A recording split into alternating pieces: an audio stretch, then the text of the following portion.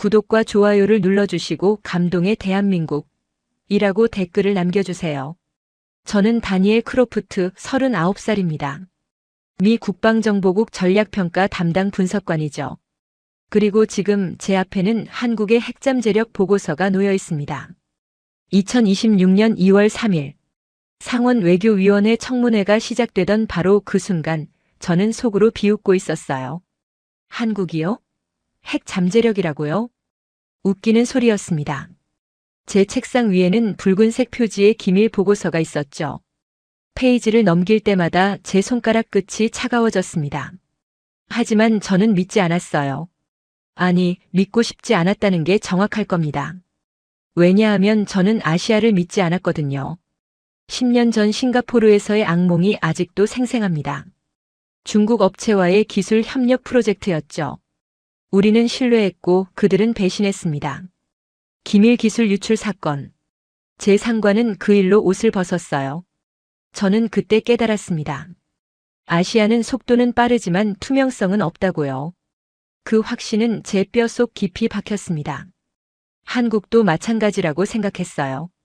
작고 빠르지만 결국은 미국 기술에 의존하는 나라. 반도체는 잘 만들지 몰라도 핵기술은 다른 문제라고 봤죠. 그런데 왜일까요? 그날 아침 제 손이 떨리기 시작했습니다. 청문회장 모니터를 켜는 순간이었어요.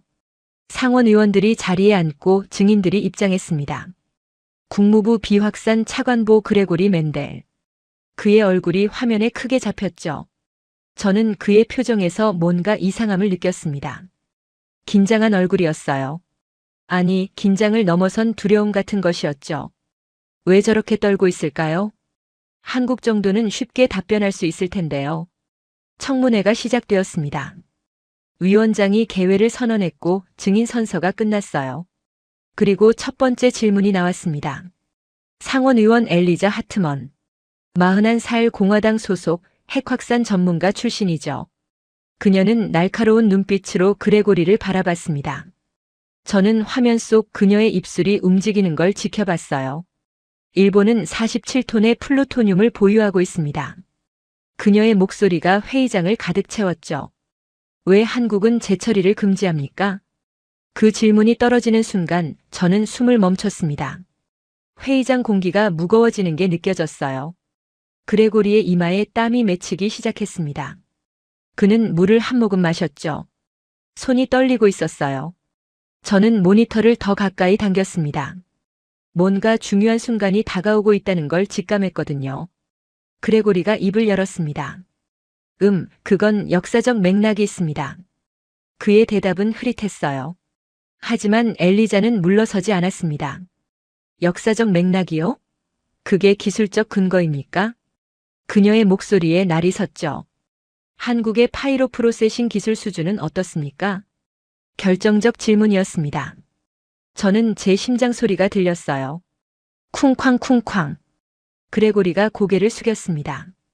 그리고 천천히, 아주 천천히 입을 열었죠. 한국의 파이로 프로세싱 기술은 상당한 성과에 도달했습니다. 그 말이 끝나는 순간 회의장이 조용해졌습니다. 저는 등골이 서늘해지는 걸 느꼈어요. 뭐라고요? 상당한 성과라고요? 국무부 차관보가 공개 청문회에서 한국의 핵기술을 인정한 겁니다. 제 머릿속이 하얘졌어요. 이건 단순한 외교적 수사가 아니었습니다. 이건 인정이었죠. 공식적인 인정. 저는 키보드를 두드렸습니다. 파이로 프로세싱 한국 기술 수준. 검색 결과가 쏟아졌어요. 프라이드 시설. 한국원자력연구원. 고온 전해 기술. 액체 카드뮴 음극. 숫자들이 제 눈앞을 스쳐갔습니다. 650도. 플러스 마이너스 0.5도. 처리 시간 16시간. 저는 손을 멈췄어요. 16시간이라고요? 우리 아르곤 연구소는 52시간인데요. 이건 뭔가 잘못된 겁니다. 오류일 거예요. 저는 다시 확인했습니다. 같은 숫자였죠. 16시간. 3배 빠른 속도. 제 손이 떨렸습니다. 모니터 속 청문회는 계속되고 있었어요. 엘리자가 다시 공격했습니다. 그렇다면 왜 일본에게는 플루토늄 재처리를 허용하고 한국에게는 금지합니까? 이중잣대 아닙니까? 그레고리는 답변하지 못했습니다. 입만 벙긋거릴 뿐이었죠. 저는 그 모습을 보며 깨달았어요. 우리에게 답이 없다는 걸요. 논리적으로 설명할 수 없는 정책이라는 걸요. 그저 역사적으로 그래왔고 그래서 유지하는 것뿐이라는 걸요. 청문회가 끝났습니다. 저는 의자에 깊이 몸을 묻었어요. 제 확신이 흔들리고 있었습니다. 10년 동안 쌓아온 편견이 조금씩 무너지는 기분이었죠. 한국은 정말 다를까요? 중국과는 다를까요? 그때 제 전화기가 울렸습니다. 상관 마이클 브릭스였어요. 52살 냉정한 현실주의자죠. 다니엘, 청문회 봤나? 네, 봤습니다. 48시간 안에 보고서 올려.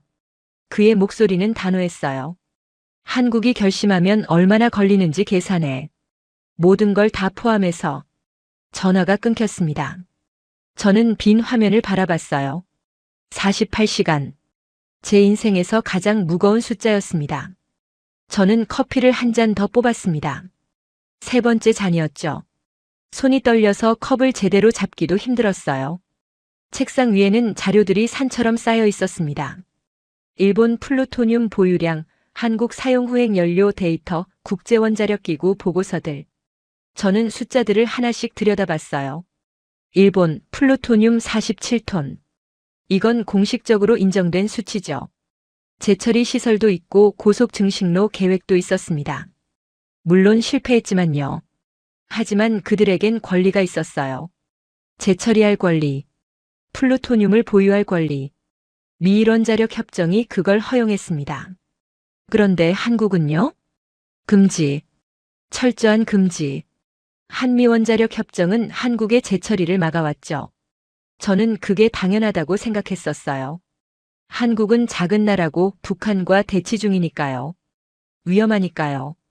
그게 제 생각이었습니다. 하지만 청문회를 보고 난 뒤 뭔가 찜찜했어요. 정말 그게 전부일까요? 저는 과거 기록을 뒤지기 시작했습니다. 1974년. 한국이 프랑스로부터 재처리 시설을 도입하려 했던 해죠. 미국이 압박했고 한국은 포기했습니다. 1978년. 다시 시도. 다시 압박. 다시 포기. 1992년 남북 비핵화 공동선언. 한국은 약속을 지켰어요. 재처리 포기. 농축 포기. 하지만 일본은요? 같은 시기에도 재처리를 계속했죠. 로카쇼무라 시설. 수십억 달러를 쏟아부은 거대한 재처리 공장. 아직도 가동 중입니다. 저는 화면을 뚫어지게 바라봤어요. 이게 공평한 겁니까? 같은 동맹국인데 왜 일본은 되고 한국은 안 되는 거죠? 그때 제 옆자리 동료가 말을 걸어왔습니다. 루카스 리드 34살. MIT 출신 공학 천재죠. 다니엘, 표정이 안 좋은데? 저는 한숨을 쉬었어요. 루카스, 이거 봐. 일본은 플루토늄 보유가 허용되는데 한국은 왜 안 돼? 루카스가 어깨를 으쓱했습니다. 그거야 뻔하잖아. 일본은 우리 해구산 아래 있으니까. 믿을 수 있지. 저는 반박했어요. 한국도 해구산 아래 있는데요. 루카스가 웃었습니다. 한국은 북한이 있잖아. 긴장도가 다르지. 저는 고개를 저었어요. 그게 이유라면 오히려 한국에게 더 필요한 거 아닌가요? 억지력이? 루카스의 얼굴이 굳어졌습니다. 그렇긴 하네. 우리는 잠시 침묵했어요. 저는 다시 자료로 돌아갔습니다. 청문회 녹취록을 열었죠. 엘리자 하트먼의 질문들을 하나씩 읽어내려갔어요. 일본은 왜 예외인가? 기술적 근거는 무엇인가? 한국의 투명성 기록은 완벽하지 않은가? 그녀의 질문 하나하나가 제 가슴을 찔렀습니다. 맞는 말이었거든요. 한국은 국제원자력기구 사찰을 성실히 받아왔어요. 단 한 번도 위반 기록이 없죠. 투명성으로 따지면 세계 최고 수준입니다. 그런데 왜요? 왜 재처리는 안 되는 거죠? 저는 국무부 내부 문서를 찾아봤습니다. 기밀 해제된 옛날 자료들이었어요. 1970년대 문서. 한국의 핵개발 우려. 박정희 정권의 핵무기 개발 의혹. 그래서 막았다는 내용이었죠. 하지만 그게 50년 전 이야기 아닙니까? 지금은 2026년입니다. 민주화도 이루어졌고 경제도 성장했어요. 한국은 완전히 다른 나라가 됐습니다. 그런데 우리 정책은 여전히 50년 전에 머물러 있었어요. 저는 답답함이 밀려왔습니다. 이건 정책이 아니라 관성이었죠. 그냥 해왔으니까 계속하는 것. 논리도 근거도 없이요. 제 컴퓨터에 이메일이 도착했습니다. 마이클 브릭스였어요. 제목은 긴급이었죠. 내용을 열어봤습니다. 다니엘 상원에서 난리 났다. 하트머니 청문회 후속 조사 요구했다. 한국 재처리 금지 정책의 합리성 검토하라는 거다. 일주일 안에 초안 필요. 빨리 움직여. 저는 머리를 감쌌어요. 일주일이요? 이 복잡한 문제를 일주일 안에 정리하라고요? 하지만 선택의 여지가 없었습니다. 저는 작업에 돌입했어요. 먼저 한국의 핵 프로그램 역사를 정리했습니다. 1950년대 아이젠하워의 원자력의 평화적 이용 프로그램. 한국이 미국으로부터 연구용 원자로를 받았죠. 1960년대 첫 상업용 원전 건설 시작. 1970년대 재처리 시도와 미국의 압박. 1980년대 원전 건설 붐. 1990년대 남북 비핵화와 재처리 포기. 2000년대 파이로 프로세싱 연구 시작. 2020년대 기술적 성과 도달. 깔끔한 타임라인이었어요. 문제없는 역사. 투명한 기록. 그런데 왜 신뢰하지 못하는 거죠? 저는 일본과 비교표를 만들었습니다. 플루토늄 보유량 일본 47톤, 한국 0톤. 재처리 시설 일본 있음, 한국 없음.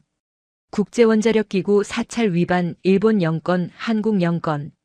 핵확산 금지 조약 준수 일본 예, 한국 예. 투명성 점수 일본 A, 한국 A+. 표를 보는 순간 제 얼굴이 화끈거렸습니다. 이게 뭡니까? 한국이 모든 면에서 더 투명하고 신뢰할 만한데요. 그런데 왜 일본은 허용하고 한국은 금지합니까? 저는 역사적 맥락을 찾아봤어요. 일본은 2차 세계대전 이후 미국의 핵심 동맹이었죠. 냉전 시기 소련 견제를 위해 일본의 원자력 산업을 키웠습니다. 플루토늄 재처리도 그 일환이었어요. 하지만 한국은요? 한국 전쟁 이후 가난한 나라. 미국의 원조로 연명하던 곳. 박정희가 핵개발 시도하자 즉각 제동을 걸었죠. 그 이미지가 지금까지 이어진 겁니다. 약하고 통제해야 하는 나라. 저는 씁쓸했어요. 2026년 한국은 세계 10위권 경제 대국입니다. 반도체, 배터리, 조선, 자동차. 모든 분야에서 선두를 달리죠. 민주주의 지수도 높고 법치도 확립됐어요. 그런데 우리는 여전히 50년 전 이미지로 한국을 보고 있었습니다. 제 편견도 그랬어요. 싱가포르에서의 중국 업체 경험. 그게 제 눈을 가렸던 겁니다. 한국도 중국도 일본도 다 똑같은 아시아라고요. 하지만 그건 틀렸어요. 각 나라는 다릅니다. 역사도 문화도 시스템도 다르죠. 한국은 한국만의 길을 걸어왔어요. 투명하게, 꾸준하게. 저는 보고서 작성을 시작했습니다. 제목은 한미원자력 협정 재처리 조항의 합리성 검토였어요. 첫 문장을 썼죠. 현행 정책은 역사적 관성에 기반하며 현재 한국의 기술적 능력과 투명성 수준을 반영하지 못한다. 타이핑하는 제 손이 떨렸습니다. 이 문장 하나가 50년 정책에 도전하는 것처럼 느껴졌거든요. 하지만 사실이었어요. 객관적 사실. 저는 계속 썼습니다. 일본과의 비교에서 드러나는 이중잣대. 한국의 완벽한 준수 기록. 파이로 프로세싱 기술의 상업적 잠재력. 하나씩 논리를 쌓아갔어요. 그때 루카스가 제 모니터를 힐끗 봤습니다. 와, 다니엘. 이거 진짜 쓸 거야? 저는 고개를 끄덕였어요. 사실이니까요. 루카스가 휘파람을 불었습니다. 용감하네. 국무부가 좋아할지 모르겠는데. 저는 웃었어요.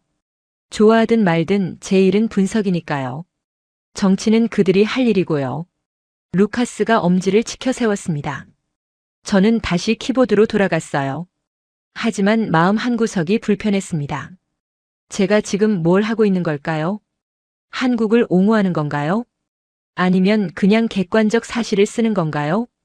저는 잠시 멈췄어요. 그리고 깨달았습니다. 이건 한국을 위한 게 아니라 우리 정책의 일관성을 위한 거라고요. 이중잣대는 우리 신뢰를 깎아먹습니다. 동맹국들이 보고 있어요. 왜 일본은 되고 한국은 안 되는지요? 그 질문에 답하지 못하면 우리 정책 전체가 흔들립니다. 저는 계속 보고서를 작성했어요. 밤이 깊어갔습니다.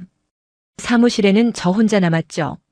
형광등 불빛 아래서 키보드를 두드렸어요.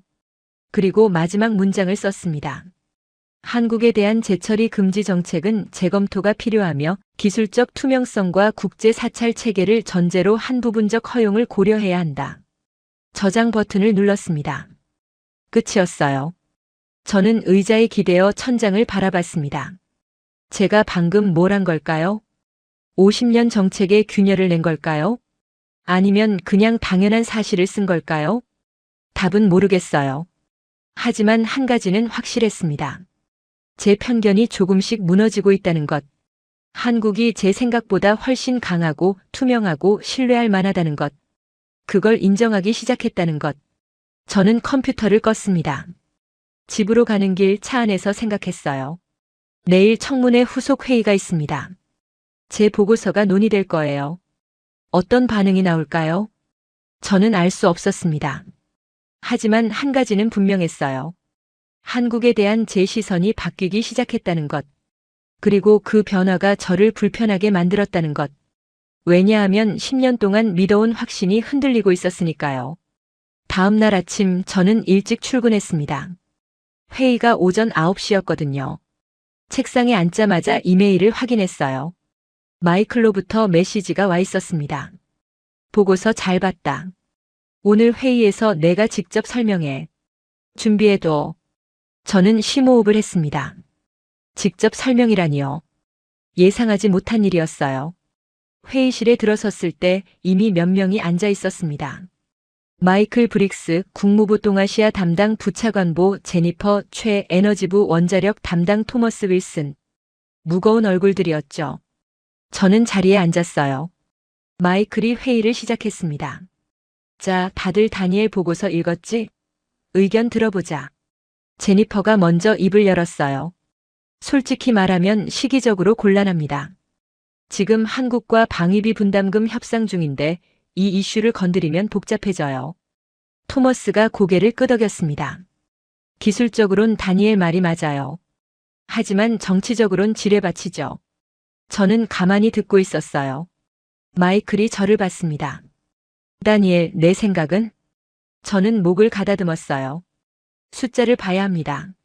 한국의 사용 후행 연료는 약 18,000톤입니다. 그 말이 떨어지자 방안이 조용해졌어요. 저는 계속했습니다. 1%가 플루토늄입니다. 180톤이죠. 이론상 핵탄두 22,500개를 만들 수 있는 양입니다. 제니퍼의 얼굴이 창백해졌어요. 2만 개라고요? 네. 그리고 한국의 파이로 프로세싱 기술은 우리 예상보다 훨씬 앞서 있습니다.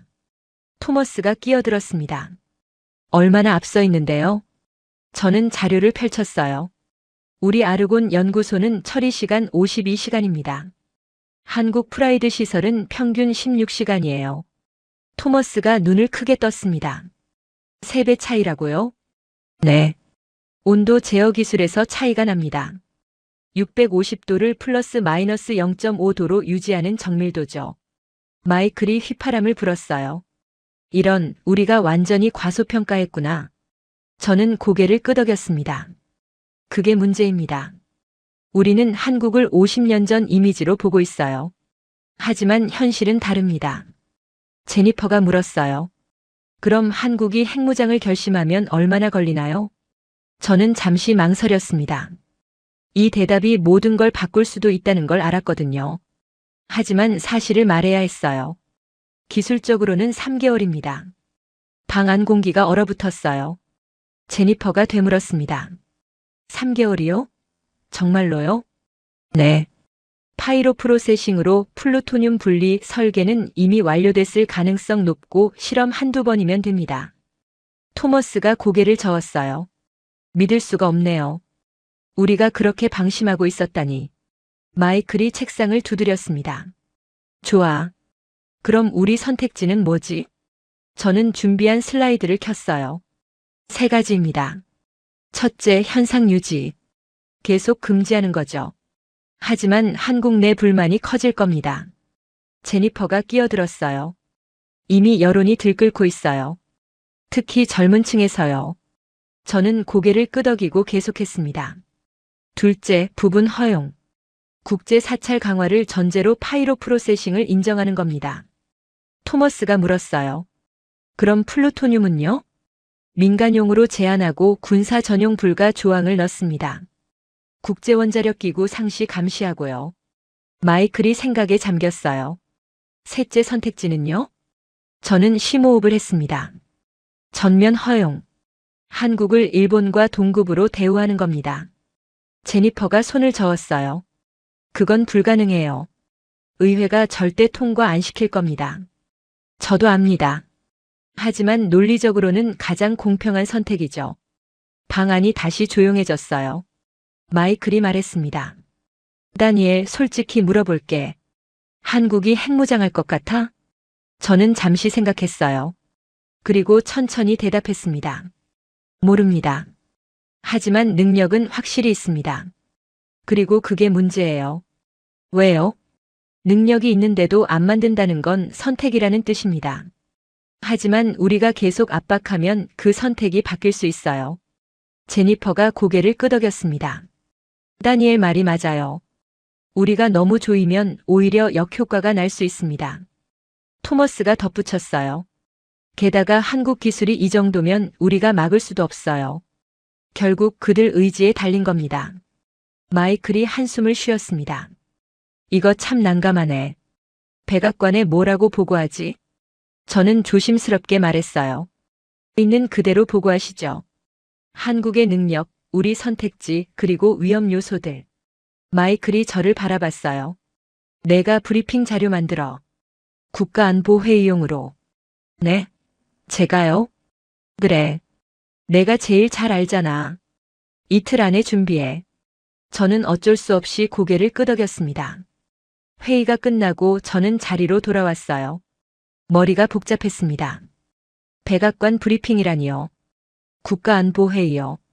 제 분석이 정책 결정에 직접 영향을 미치게 될 거예요. 저는 데이터를 다시 열었습니다. 18,000톤. 그 숫자가 계속 머릿속을 맴돌았어요. 180톤의 플루토늄. 2만 개가 넘는 핵탄두 잠재력. 3배 빠른 처리 속도. 숫자들이 현실감 없이 느껴졌습니다. 하지만 이건 팩트였어요. 냉정한 사실. 저는 한국원자력연구원 자료를 더 깊이 파고들었습니다. 프라이드 시설의 설계도, 고온 전의 공정의 세부 사양, 액체 카드뮴 음극 시스템, 하나하나 뜯어봤어요. 그리고 감탄했습니다. 이건 단순한 모방이 아니었어요. 독자 개발이었죠. 미국 기술을 기반으로 했지만 완전히 다른 방향으로 진화시켰습니다. 온도 제어는 더 정밀해졌고 처리 속도는 획기적으로 빨라졌어요. 게다가 안전성도 높였죠. 저는 놀랐습니다.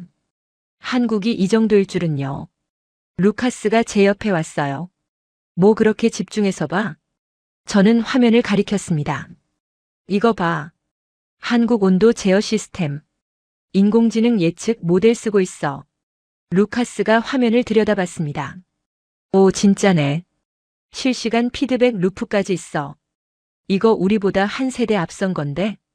저는 고개를 끄덕였어요. 그것뿐만 아니야. 유도 가열 시스템도 봐. 정밀도가 장난 아니야. 루카스가 휘파람을 불었습니다. 한국 반도체 기술 생각하면 당연한가? 온도 제어는 그쪽 특기잖아.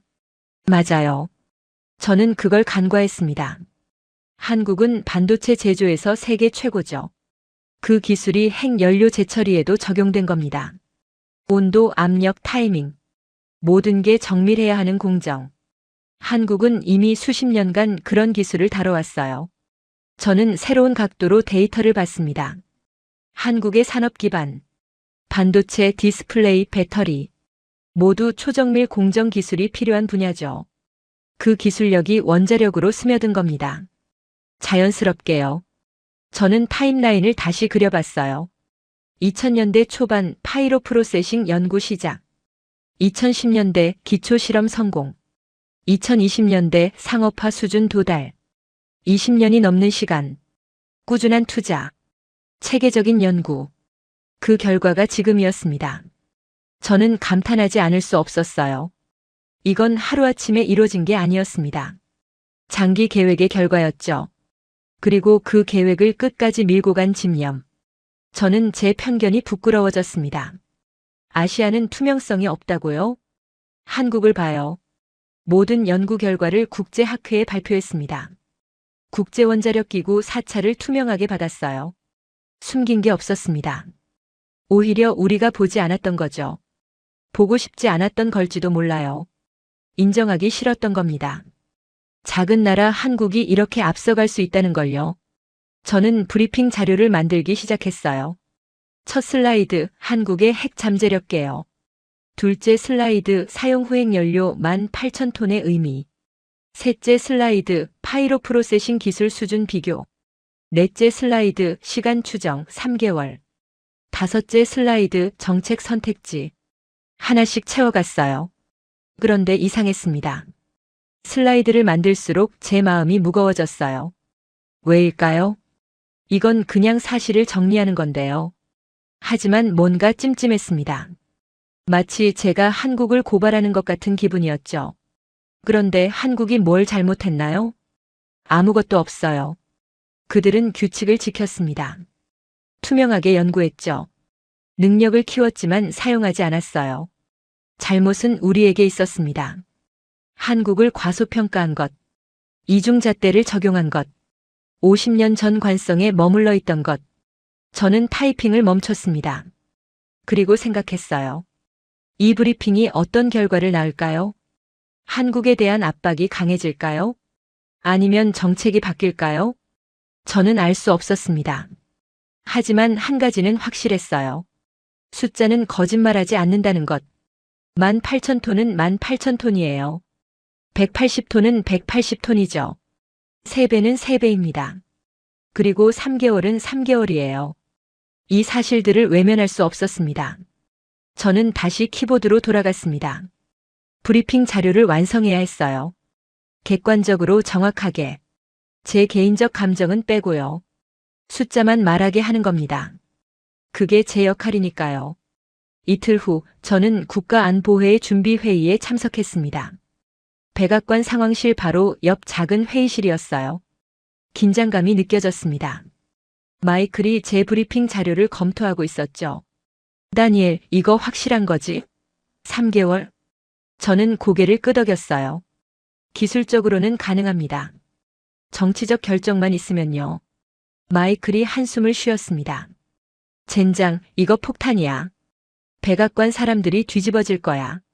그때 제 전화가 울렸어요. 모르는 번호였습니다. 받아봤죠. 여보세요? 다니엘 크로프트 분석관이십니까? 남자 목소리였어요. 나이든 목소리. 네, 그런데요. 저는 전 국무부 동아시아 담당이었던 리처드 블레이크입니다. 저는 깜짝 놀랐어요. 리처드 블레이크. 전설적인 외교관이죠. 70대 중반 이미 은퇴했지만 여전히 영향력이 있는 사람. 예, 알고 있습니다. 무슨 일이시죠? 당신이 한국 핵 잠재력 보고서 쓴 거 들었습니다. 한번 만나서 얘기 좀 할 수 있을까요? 저는 망설였어요. 은퇴한 외교관이 왜 저를 만나려는 걸까요? 하지만 거절할 이유도 없었습니다. 좋습니다. 언제가 편하시죠? 오늘 저녁 어때요? 조지타운에 있는 카페에서요. 알겠습니다. 통화를 끊고 저는 마이클에게 말했어요. 리처드 블레이크가 저를 만나자고 합니다. 마이클이 눈을 크게 떴습니다. 블레이크가? 왜? 모르겠습니다. 한국 이슈 때문인 것 같은데요. 마이클이 고개를 끄덕였어요. 까봐. 그 사람 경험이 엄청나. 도움이 될 거야. 저녁 6시 저는 조지타운의 작은 카페에 도착했습니다. 리처드 블레이크가 이미 앉아 있었어요. 흰 머리, 날카로운 눈빛. 여전히 카리스마가 느껴졌습니다. 저는 다가가 악수를 청했죠. 만나 뵙게 되어 영광입니다. 리처드가 미소 지었어요. 앉게. 커피 한잔 하지. 우리는 주문을 했고 자리에 앉았습니다. 리처드가 먼저 말을 꺼냈어요. 자네 보고서 인상적이더군. 객관적이고 날카로워. 감사합니다. 하지만 한 가지 놓친 게 있어. 저는 귀를 기울였습니다. 뭐죠? 역사야. 자네는 숫자와 기술만 봤어. 하지만 정책은 역사로 움직이지. 저는 고개를 끄덕였어요. 1974년 말씀이시죠? 리처드가 웃었습니다. 그렇지. 내가 그때 막내 외교관이었어. 서울에 있었지. 정말요? 응. 박정희가 핵개발 추진하던 시기야. 우리는 필사적으로 막았어. 왜죠? 한국은 우리 동맹인데요. 리처드가 커피를 한 모금 마셨어요. 그때는 달랐어. 박정희는 독재자였고 예측 불가능했지. 게다가 북한도 핵개발 중이었고. 그래서 압박한 거군요. 맞아. 그리고 성공했지. 한국은 재처리를 포기했어. 저는 조심스럽게 물었습니다. 그런데 지금은요? 지금 한국은 다르지 않습니까? 리처드가 저를 바라봤어요. 그게 문제야. 우리는 아직도 그때 이미지로 한국을 보고 있거든. 저는 숨을 깊이 들이마셨습니다. 리처드가 계속했어요. 자네도 알겠지만 한국은 엄청나게 변했어. 민주화했고 경제도 성장했지. 투명성도 높아졌고. 네, 제 분석도 그렇습니다. 그런데 우리 정책은 안 바뀌었어. 왜 그럴까? 저는 생각했어요. 관성이죠. 그리고 두려움. 리처드가 고개를 끄덕였습니다. 맞아. 두려움. 한국이 핵무장하면 일본도 따라할까봐. 그럼 동아시아 전체가 핵 도미노가 될까봐. 하지만 그건 가정 아닙니까? 물론이지. 하지만 정책 위반자들은 최악을 가정해야 해. 저는 반박했어요. 그럼 영원히 한국을 묶어둘 건가요? 그게 공평합니까? 리처드가 웃었습니다. 공평? 외교의 공평이 어디 있나? 힘의 균형만 있지. 저는 답답했어요. 하지만 일본과의 이중잣대는 설명이 안 됩니다. 리처드가 진지해졌어요. 자네 말이 맞아. 설명 안 돼. 그래서 문제야. 그럼 어떻게 해야 합니까? 리처드가 잠시 생각했습니다. 솔직히 모르겠어. 하지만 한 가지는 확실해. 현상 유지는 불가능하다는 거야. 왜요? 한국이 더 이상 참지 않을 거야. 특히 젊은 세대는. 저는 고개를 끄덕였어요. 리처드가 덧붙였습니다. 그리고 기술적으로도 우리가 막을 수 없어. 자네 보고서대로 3개월이면 가능하다면 우리가 뭘 할 수 있겠나? 저는 침묵했습니다. 리처드가 제 어깨를 두드렸어요. 자네 보고서 잘 썼어. 필요한 얘기야. 백악관에서 충격받을 테지만 현실을 직시해야 해. 감사합니다. 한 가지만 조언하지. 숫자만 보지 말고 사람도 봐. 사람이요? 응. 한국 사람들. 그들이 뭘 원하는지, 왜 원하는지. 그걸 이해해야 올바른 정책이 나와. 저는 그 말을 곱씹었습니다. 리처드와 헤어진 후 저는 혼자 걸었어요. 조지타운 거리를 천천히. 사람도 보라고요. 저는 한국 사람들을 생각해 봤습니다. 북한의 위협 아래 살아가는 사람들. 강대국들 사이에서 균형을 잡아야 하는 사람들. 그들은 뭘 원할까요? 안전이겠죠. 존중도 원할 겁니다. 동맹으로서 평등한 대우.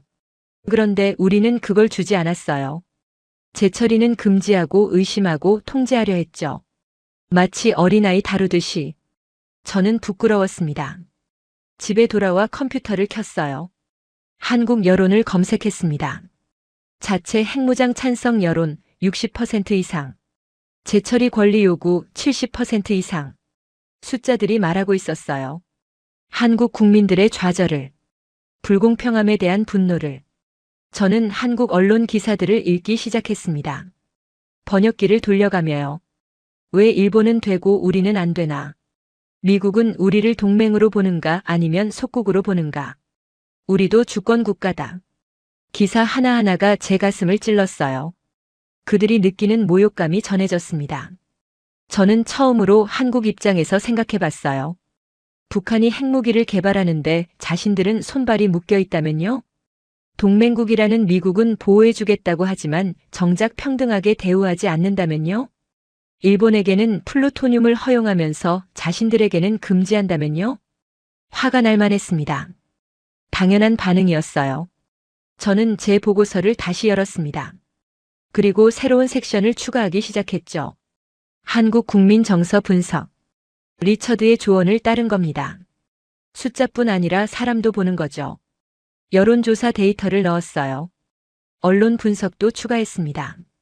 그리고 결론을 썼죠. 한국 국민들은 안전뿐 아니라 존중을 원한다.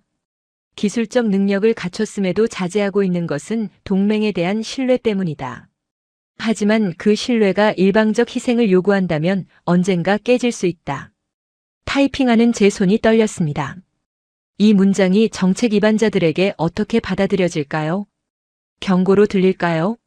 아니면 위협으로 들릴까요? 저는 몰랐습니다. 하지만 써야 했어요. 사실이니까요. 저장 버튼을 눌렀습니다. 그리고 의자에 기댔죠. 창밖을 바라봤어요.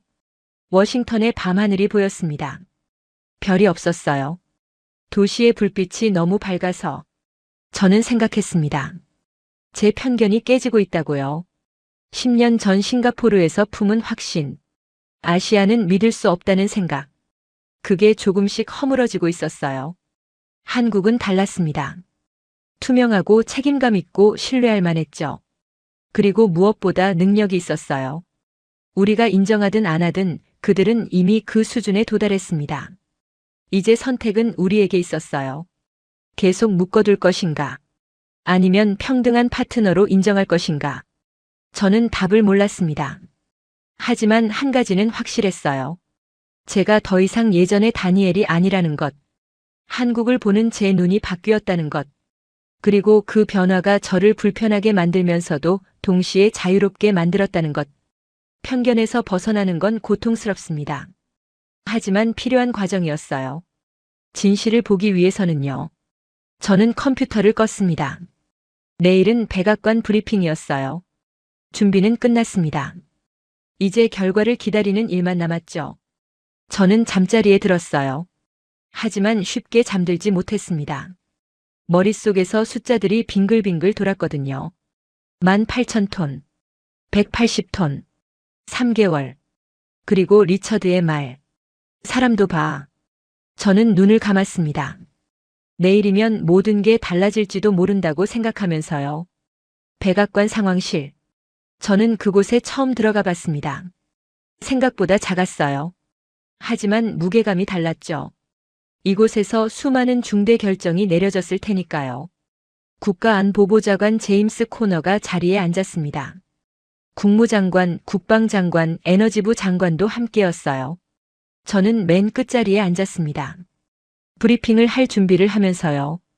제임스가 회의를 시작했습니다. 자, 오늘 안건은 한국 핵 잠재력입니다. 국방정보국 크로프트 분석관이 브리핑하겠습니다. 저는 일어섰어요. 심호흡을 하고 프레젠테이션을 시작했죠.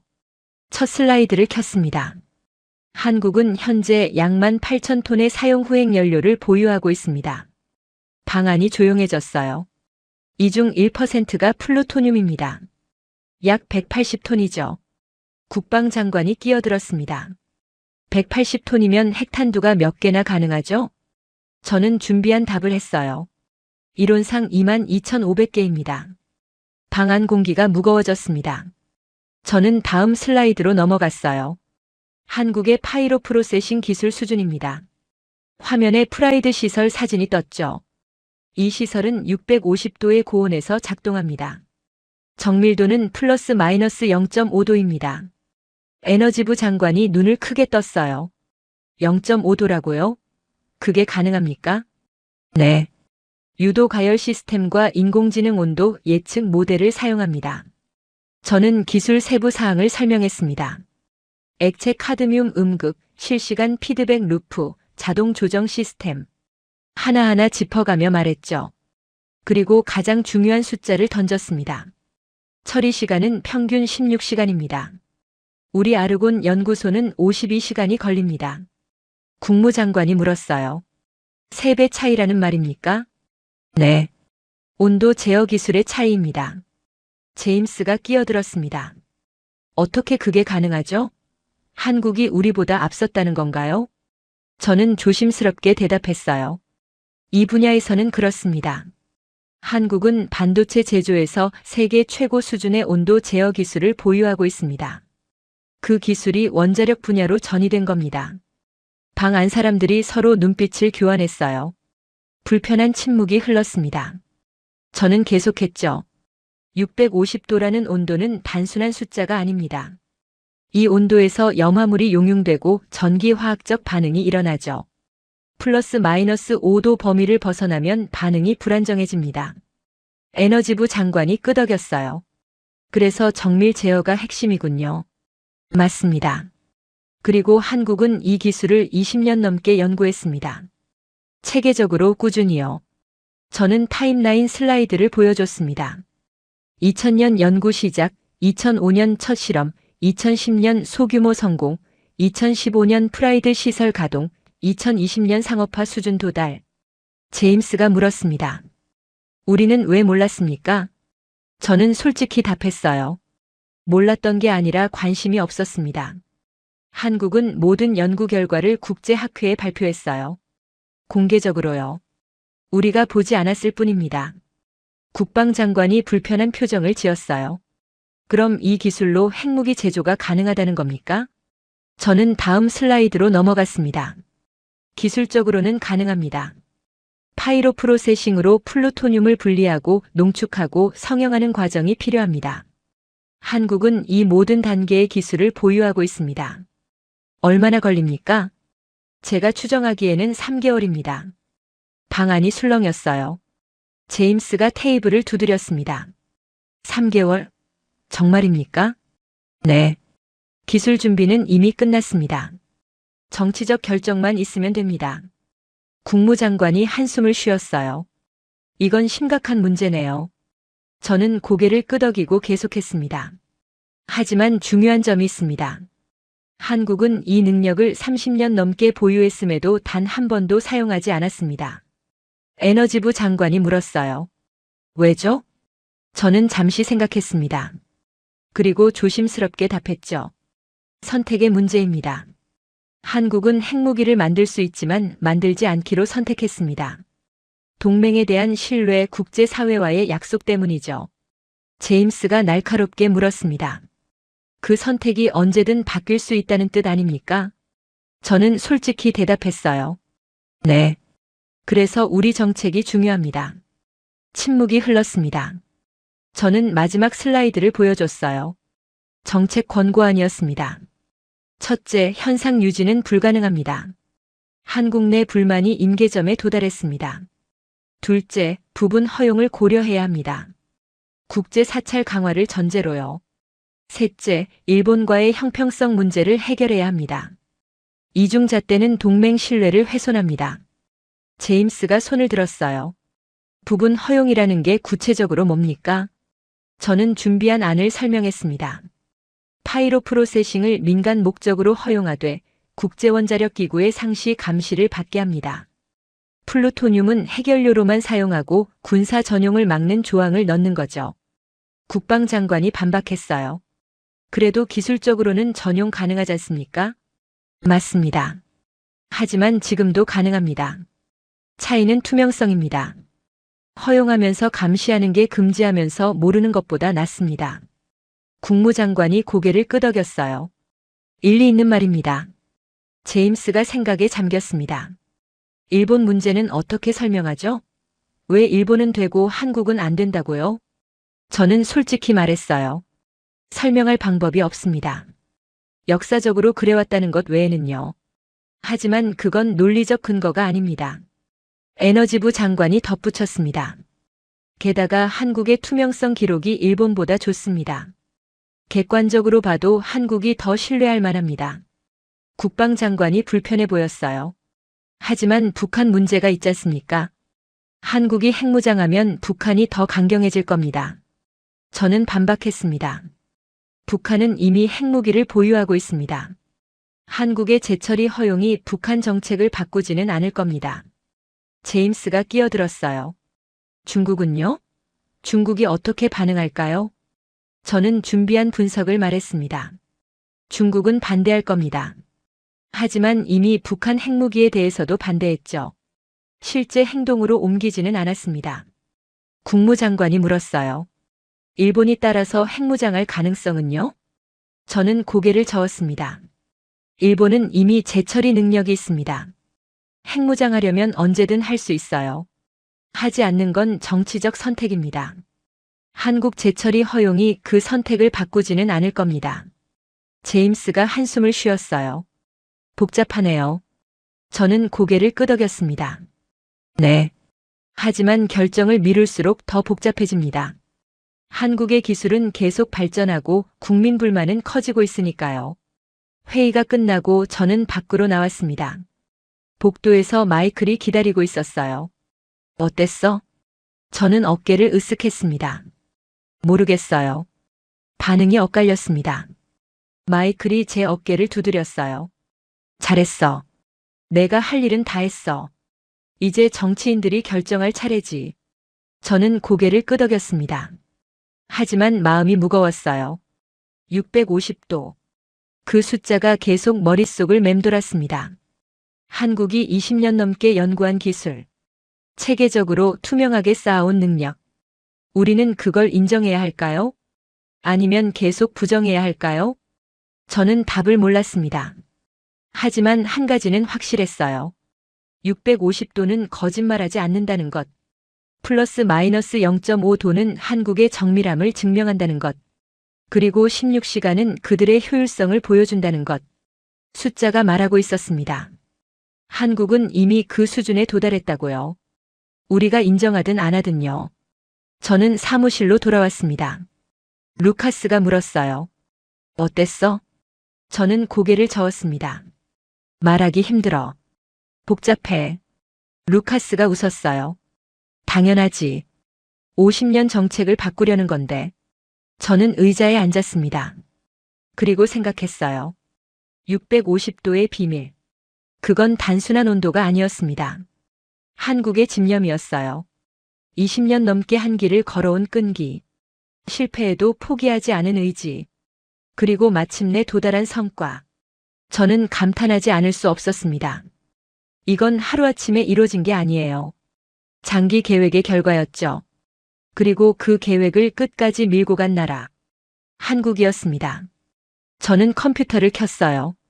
한국 과학자들의 논문을 찾아봤습니다. 파이로 프로세싱 관련 논문들. 하나하나 읽어내려갔죠. 놀라웠어요. 수준이 정말 높았습니다. 이론도 탄탄하고 실험도 치밀했어요. 그리고 무엇보다 투명했습니다. 모든 데이터를 공개했죠. 숨긴 게 없었어요. 저는 제 편견이 부끄러웠습니다. 아시아는 투명성이 없다고요? 이 논문들을 보세요. 미국 학회지에 실린 논문들. 동료 평가를 거친 연구들. 완벽하게 투명했습니다. 저는 한숨을 쉬었어요. 그리고 인정했습니다. 한국은 정말 다르다고요. 제가 생각했던 것과는요. 650도. 그 숫자는 이제 제게 다른 의미였습니다. 한국의 능력을 상징하는 숫자. 그리고 제 편견을 깨트린 숫자. 저는 창밖을 바라봤어요. 워싱턴의 하늘이 보였습니다. 구름이 흘러가고 있었죠. 저도 변하고 있었습니다. 천천히 하지만 확실하게요. 일주일 후 저는 국립문서보관소에 있었습니다. 마이클이 오래된 기밀문서를 검토하라고 했거든요. 1970년대 한국 핵 프로그램 관련 자료들. 대부분 기밀 해제됐지만 아직 제대로 분석되지 않은 것들이었어요. 저는 먼지 쌓인 파일 상자를 열었습니다. 1974년. 박정희 정권 시절. 한국이 프랑스로부터 재처리 시설을 도입하려 했던 해죠. 첫 문서를 펼쳤어요. 중앙정보국 보고서였습니다. 제목은 한국 핵개발 우려였죠. 한국 정부가 핵무기 개발 의도를 갖고 있는 것으로 판단됨. 즉각적인 압박 필요. 저는 다음 페이지를 넘겼습니다. 국무부 전문이었어요. 주한 미국 대사가 박정희를 압박한 기록. 재처리 시설 도입을 중단하라는 내용이었죠. 그렇지 않으면 군사 원조를 재검토하겠다는 위협도 포함돼 있었습니다. 저는 숨이 막혔어요. 이게 동맹국을 대하는 방식인가요? 다음 문서는 박정희의 답변이었습니다. 번역문이었죠. 우리는 자주 국방을 원한다. 북한의 위협으로부터 스스로를 지킬 권리가 있다. 간절함이 느껴졌습니다. 하지만 미국은 들어주지 않았어요. 더 강한 압박이 이어졌죠. 경제 원조 중단 위협, 무기 수출 금지, 국제금융기관 차관 막기, 모든 수단을 동원했습니다. 그리고 결국 박정희는 굴복했어요. 1975년 재처리 시설 도입 취소. 저는 그 문서를 읽으며 복잡한 감정이 들었습니다. 우리가 옳았던 걸까요? 박정희는 독재자였습니다. 핵무기를 가졌다면 어떻게 사용했을지 모르죠. 하지만 그의 입장도 이해가 됐어요. 북한은 소련과 중국의 지원을 받으며 군사력을 키우고 있었습니다. 한국은 미국에만 의존해야 했죠. 그게 불안했을 겁니다. 자주 국방을 원한 건 당연했어요. 저는 다음 파일을 열었습니다. 1978년. 또다시 재처리 시도. 이번에는 캐나다 기술이었어요. 그리고 또다시 미국의 압박. 같은 패턴의 반복이었습니다. 저는 타임라인을 정리해봤어요. 1974년 첫 번째 시도 실패. 1978년 두 번째 시도 실패. 1982년 세 번째 시도 실패. 한국은 포기하지 않았어요. 계속 시도했습니다. 하지만 매번 미국이 막았죠.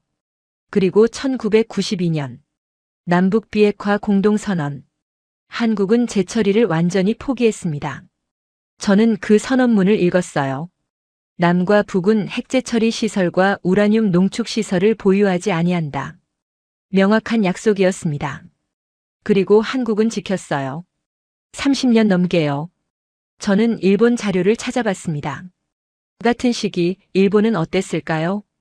1970년대 일본도 재처리를 추진했습니다.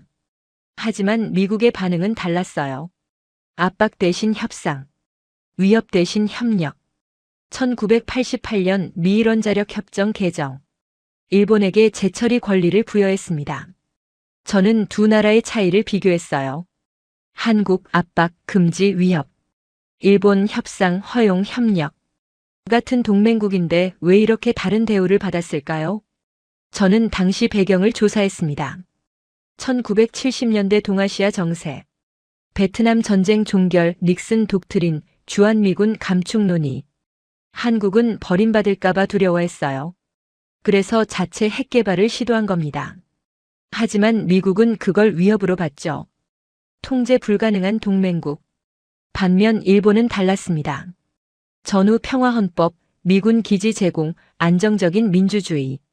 미국이 신뢰할 수 있는 파트너였어요. 그래서 재처리를 허용한 겁니다. 저는 이해했습니다. 당시 맥락에서는 그럴 수 있었다고요. 하지만 지금은요? 2026년 한국은 완전히 다릅니다. 민주화됐고 경제 대국이 됐고 투명해졌어요. 그런데 정책은 여전히 50년 전에 머물러 있었습니다. 저는 최근 문서를 찾아봤어요. 2000년대 한미원자력 협정 개정 협상 기록.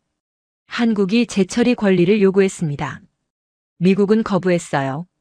2015년 협정 개정. 하지만 재처리는 여전히 금지. 대신 파이로 프로세싱 연구는 허용했죠. 저는 그 타협안을 보며 생각했습니다. 반쪽짜리 양보였어요. 연구는 하되 상업화는 안 된다는 거. 한국은 그걸 받아들였습니다. 다른 선택이 없었으니까요. 하지만 연구는 계속했어요. 언젠가는 상업화할 수 있을 거라는 희망을 갖고서요. 그리고 이제 그 수준에 도달했습니다. 저는 모든 문서를 다시 쭉 훑어봤어요. 50년의 역사가 펼쳐졌습니다. 한국의 끈질긴 시도, 미국의 일관된 거부, 일본과의 불평등한 대우, 그리고 한국의 인내. 저는 감탄했습니다. 50년을 참았다는 게요. 능력을 키우면서도 사용하지 않았다는 게요. 동맹에 대한 신뢰를 저버리지 않았다는 게요. 저는 문서함을 닫았습니다. 그리고 사무실로 돌아왔어요. 마이클이 물었습니다. 뭐 찾았어? 저는 고개를 끄덕였어요. 네. 역사를 찾았습니다. 역사? 우리가 50년 동안 한국을 어떻게 대했는지요.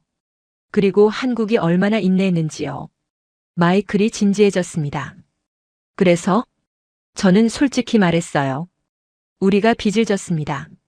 한국에게요. 마이클이 눈썹을 치켜 올렸어요. 빚이라고? 네. 50년 동안 한국은 우리를 믿고 기다렸습니다. 제철이를 포기하고 동맹을 지키고 투명하게 행동했죠. 우리는 그 신뢰에 보답해야 합니다. 마이클이 한숨을 쉬었어요. 정치인들이 그렇게 생각할까? 모르겠습니다. 하지만 그게 옳은 일입니다. 마이클이 제 어깨를 두드렸습니다. 다니엘, 내가 변했구나. 저는 웃었어요. 네. 저도 느낍니다. 뭐가 널 바꿨지? 숫자요. 그리고 역사요. 편견을 깨트렸습니다. 마이클이 고개를 끄덕였어요. 좋은 일이야. 분석과는 편견 없이 봐야 하니까. 저는 동의했습니다. 그날 밤 저는 집에서 생각했어요. 1974년의 복선. 우리가 막았던 나라. 하지만 그 나라는 포기하지 않았습니다. 50년을 참고 기다렸어요. 기술을 키우고 능력을 쌓고 신뢰를 지켰죠. 그리고 이제 돌아왔습니다. 더 강해져서요. 우리가 막을 수 없을 정도로요. 저는 창밖을 바라봤습니다. 별이 보였어요. 도시 불빛 너머로요. 그 별들처럼 한국도 빛나고 있었습니다. 우리가 가렸지만 사라지지 않은 빛. 이제 그 빛을 인정할 때가 됐습니다. 저는 그렇게 믿었어요. 2주일 후 다시 국가안보회의가 소집됐습니다. 이번에는 대통령도 참석했어요. 긴장감이 다른 수준이었죠. 저는 맨 뒤에 앉아 있었습니다. 필요하면 질문에 답변하기 위해서요. 대통령이 들어왔고 모두 일어섰습니다. 앉으라는 신호와 함께 회의가 시작됐어요. 제임스 코너 국가안보보좌관이 브리핑을 시작했습니다. 각하, 한국 핵 잠재력 문제입니다. 심각한 상황입니다. 대통령이 고개를 끄덕였어요. 들어봅시다. 제임스가 제 자료를 요약했습니다. 한국은 사용 후획 연료 18,000톤을 보유하고 있습니다. 이론상 핵탄두 2만 개 이상 제조 가능한 양입니다. 대통령의 얼굴이 굳어졌어요. 2만 개라고요? 네, 각하. 그리고 기술 수준도 우리 예상을 뛰어넘습니다. 국무장관이 끼어들었습니다. 각하, 상원에서도 압박이 들어오고 있습니다. 하트먼 의원이 한국 제철이 금지 정책의 합리성을 따지고 있습니다. 대통령이 물었어요. 일본은 어떻게 되는 겁니까? 국무장관이 답했습니다. 일본은 미일원자력 협정으로 제철이가 허용됩니다. 대통령이 인상을 찌푸렸어요. 그럼 이중잣대 아닙니까? 방안이 조용해졌습니다. 국방장관이 조심스럽게 말했어요. 각하, 역사적 맥락이 있습니다. 일본은 평화헌법을 가진 나라고 한국은 북한과 대치 중입니다. 대통령이 손을 저었습니다. 그건 변명 같은데요. 한국도 우리 동맹이지 않습니까? 에너지부 장관이 덧붙였어요. 각하, 한국의 투명성 기록은 일본보다 우수합니다. 객관적으로 보면 한국이 더 신뢰할 만합니다. 대통령이 제임스를 봤습니다. 그럼 우리 선택지는 뭡니까? 제임스가 슬라이드를 넘겼어요. 3가지입니다. 첫째, 현상 유지. 하지만 한국 내 불만이 폭발할 위험이 있습니다. 둘째는요? 부분 허용입니다. 파이로 프로세싱을 민간용으로 인정하되 국제 사찰을 강화하는 겁니다. 대통령이 생각에 잠겼어요. 셋째는요? 전면 허용입니다. 일본과 동급으로 대우하는 거죠. 대통령이 고개를 저었습니다. 셋째는 의회가 통과 안 시킬 겁니다. 그때 국방장관이 질문을 던졌어요. 각하, 제일 중요한 질문이 있습니다. 한국이 핵무장을 할까요? 방 안 모든 사람의 시선이 대통령에게 쏠렸습니다. 대통령이 저를 봤어요. 크로프트 분석관, 자네 의견은? 저는 일어섰습니다. 심호흡을 하고 답했죠. 각하, 솔직히 모릅니다. 대통령이 눈썹을 치켜 올렸어요. 모른다고요? 네. 이건 기술 문제가 아니라 정치적 선택의 문제입니다. 설명해 보시오. 저는 준비한 말을 했습니다. 한국은 기술적으로 3개월 안에 핵무기를 만들 수 있습니다. 하지만 30년 넘게 만들지 않았습니다. 능력이 없어서가 아니라 선택하지 않았기 때문입니다. 왜 선택하지 않았을까요? 동맹에 대한 신뢰, 국제사회와의 약속, 그리고 경제적 비용 때문입니다. 그 선택이 바뀔 수 있습니까? 저는 잠시 망설였습니다. 그리고 솔직히 답했어요. 바뀔 수 있습니다. 만약 동맹에 대한 신뢰가 무너진다면요. 대통령의 표정이 심각해졌어요. 우리가 그 신뢰를 무너뜨리고 있다는 건가요? 저는 조심스럽게 답했습니다. 각하, 한국 여론을 보시면 자체 핵무장 찬성이 60%를 넘습니다. 특히 젊은 층에서 높습니다. 왜죠? 북한 위협, 중국 부상, 그리고 미국에 대한 불신 때문입니다. 미국 불신이라고요? 저는 고개를 끄덕였어요. 일본과의 불평등한 대우가 큰 이유입니다. 왜 일본은 되고 우리는 안 되냐는 거죠.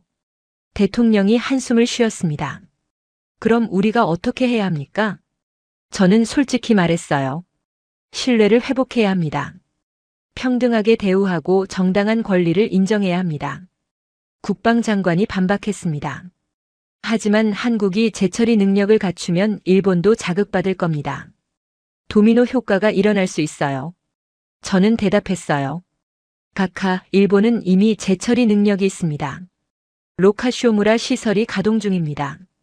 한국 재처리 허용이 일본 정책을 바꾸지는 않을 겁니다. 국무장관이 덧붙였습니다. 게다가 일본은 평화헌법 때문에 핵무장이 사실상 불가능합니다. 헌법 개정이 필요한데 국민 여론이 반대합니다. 대통령이 생각에 잠겼어요. 침묵이 흘렀습니다. 그때 에너지부 장관이 말했습니다. 각하, 제 생각엔 부분 허용이 현실적입니다. 국제 사찰을 강화하고 투명성을 확보하면서 한국의 정당한 요구를 들어주는 거죠. 대통령이 고개를 끄덕였어요. 의회 반응은 어떨까요? 제임스가 답했습니다. 반대가 있을 겁니다. 하지만 설득 가능합니다. 한국의 투명성 기록과 동맹 기여도를 강조하면요. 대통령이 저를 다시 봤습니다. 크로프트 분석관, 마지막 질문입니다. 만약 우리가 계속 거부하면 어떻게 됩니까? 저는 심호흡을 했습니다. 그리고 제가 생각하는 최악의 시나리오를 말했어요. 각하, 한국이 일방적으로 재처리를 시작할 수 있습니다. 협정 파기를 감수하고서요. 대통령의 얼굴이 굳어졌어요. 정말 그럴까요? 가능성이 있습니다. 특히 보수 정권이 들어서면요. 방안 공기가 무거워졌습니다. 대통령이 테이블을 두드렸어요. 좋습니다. 국무부와 에너지부는 부분 허용 방안을 구체화하시오. 의회 설득 자료도 준비하고요. 네, 각하. 그리고 일본, 중국과도 사전 협의하시오. 충격을 최소화하기 위해서요. 알겠습니다. 대통령이 일어섰습니다. 우리는 한국을 잃을 수 없습니다. 가장 중요한 동맹국 중 하나니까요. 공평하게 대우합시다. 회의가 끝났습니다. 저는 밖으로 나왔어요. 복도에서 마이클이 기다리고 있었습니다. 어땠어? 저는 안도의 한숨을 쉬었어요. 부분 허용 방향으로 가는 것 같습니다. 마이클이 미소 지었습니다. 잘했어. 내 분석이 결정적이었어.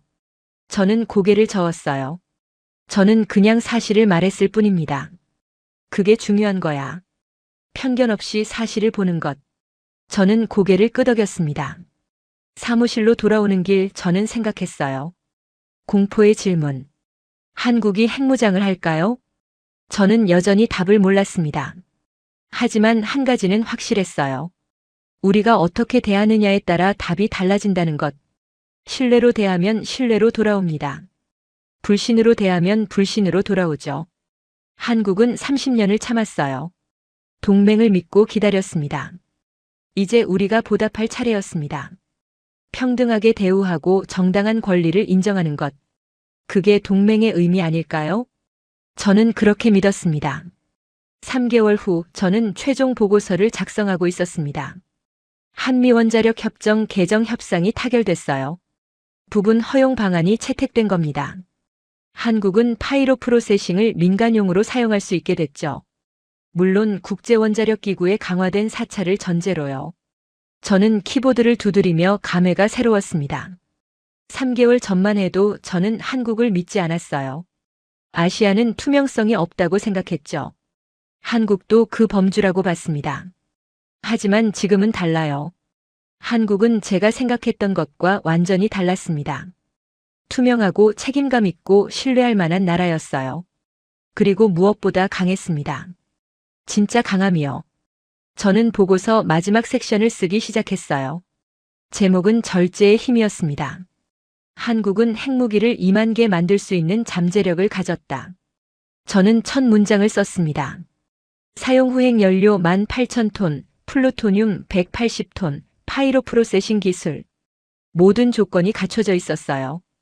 기술적으로는 3개월이면 가능했습니다. 하지만 30년간 단 한 번도 그 능력을 사용하지 않았다. 저는 계속 타이핑했어요. 능력이 없어서가 아니라 선택하지 않았기 때문이다. 그 선택이 중요했습니다. 한국은 할 수 있었어요. 충분히요. 미국이 막을 수도 없었죠. 기술적으로 이미 그 수준에 도달했으니까요. 하지만 하지 않았습니다. 왜일까요? 저는 잠시 타이핑을 멈추고 생각했어요. 동맹에 대한 신뢰 때문이었을까요?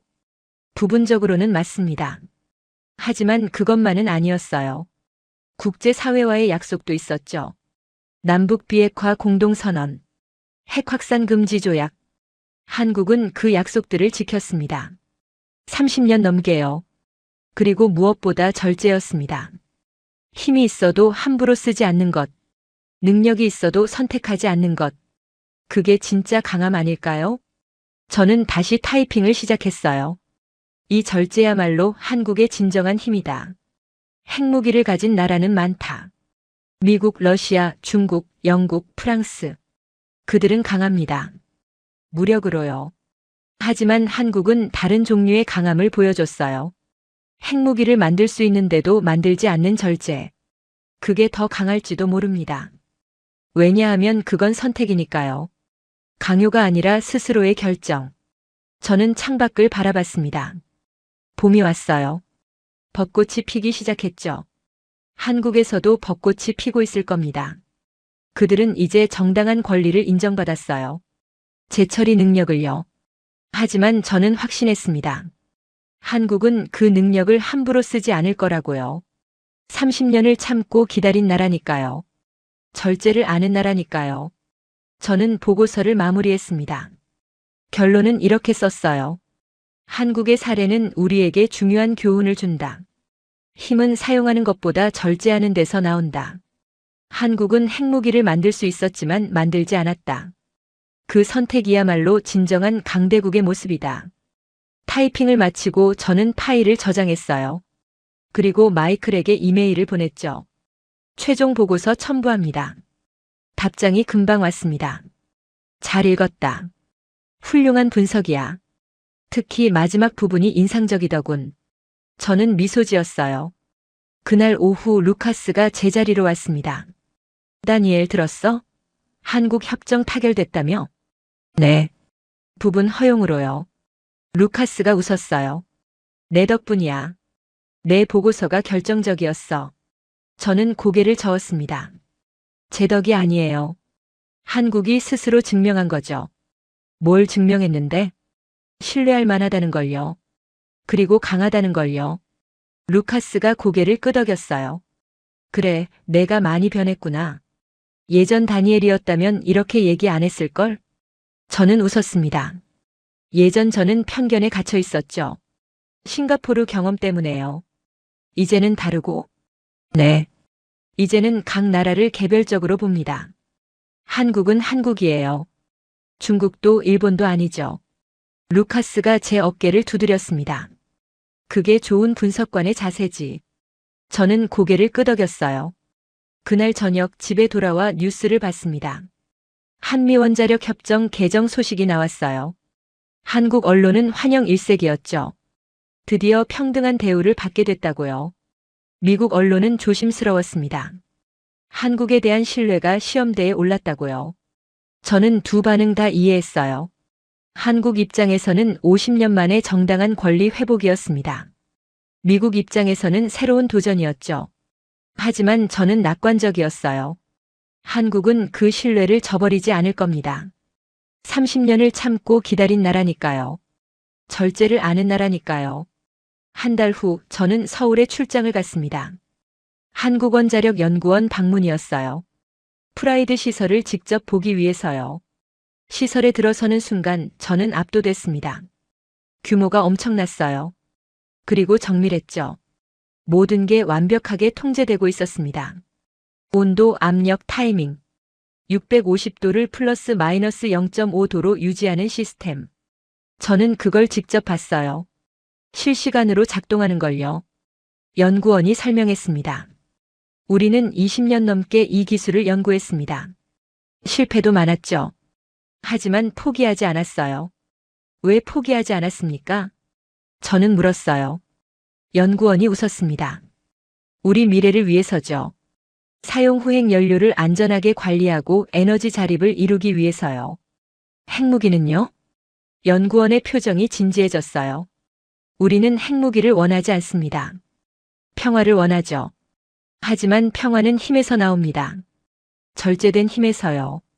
저는 그 말에 깊이 공감했습니다. 절제된 힘. 그게 바로 한국이었어요. 시설 견학을 마치고 저는 서울 거리를 걸었습니다. 사람들이 바쁘게 움직이고 있었어요. 평범한 일상. 전쟁의 공포도 핵의 위협도 느껴지지 않았습니다. 하지만 그들은 알고 있었어요. 북한의 핵무기, 중국의 부상, 불확실한 미래. 그래도 그들은 살아갔습니다. 절제하며 인내하며 희망을 품고요. 저는 감동했습니다. 이 나라의 강인함에요. 한국으로 돌아와 최종 평가 보고서를 썼습니다. 제목은 한국 파이로 프로세싱 시설 현장 평가였어요. 결론은 간단했습니다. 한국은 약속을 지킬 것이다. 기술적 능력과 도덕적 절제를 동시에 보유한 나라이기 때문이다. 보고서를 제출하고 저는 의자에 기댔어요. 제 여정이 끝났습니다. 편견에서 시작해 진실로 끝난 여정. 한국을 의심하던 사람이 한국을 신뢰하게 된 여정. 그리고 깨달았습니다. 제가 두려워한 건 핵이 아니라 절제였다고요. 핵무기를 가진 나라는 예측 가능합니다. 힘을 쓸 거니까요. 하지만 핵무기를 만들 수 있는데도 만들지 않는 나라는요? 그건 예측 불가능합니다. 왜냐하면 그건 선택이니까요. 그리고 선택은 언제든 바뀔 수 있으니까요. 하지만 동시에 그 선택이야말로 진정한 강함이라는 것도 깨달았어요. 함부로 쓰지 않는 힘, 절제하는 힘. 그게 진짜 강대국의 모습이라는 것. 한국은 그걸 보여줬습니다. 30년 동안요. 그리고 앞으로도 보여줄 겁니다. 왜냐하면 그게 한국이니까요. 절제를 아는 나라. 진정한 강대국. 저는 창밖을 바라봤어요. 워싱턴의 하늘이 맑았습니다. 별이 보였죠. 낮인데도 희미하게요. 그 별들처럼 한국도 빛나고 있었습니다. 조용히 하지만 확실하게요. 우리가 가렸지만 사라지지 않은 빛. 이제 그 빛을 인정했습니다. 평등한 파트너로요. 저는 미소 지었어요. 그리고 생각했습니다. 이게 시작이라고요. 새로운 한미 관계의 시작. 신뢰와 존중에 기반한 진정한 동맹의 시작. 저는 그렇게 믿었습니다. 감동특별시의 이야기는 여러분의 구독과 좋아요, 작은 관심으로 이루어집니다. 감동시민들의 이야기는 내일도 찾아오겠습니다. 감사합니다.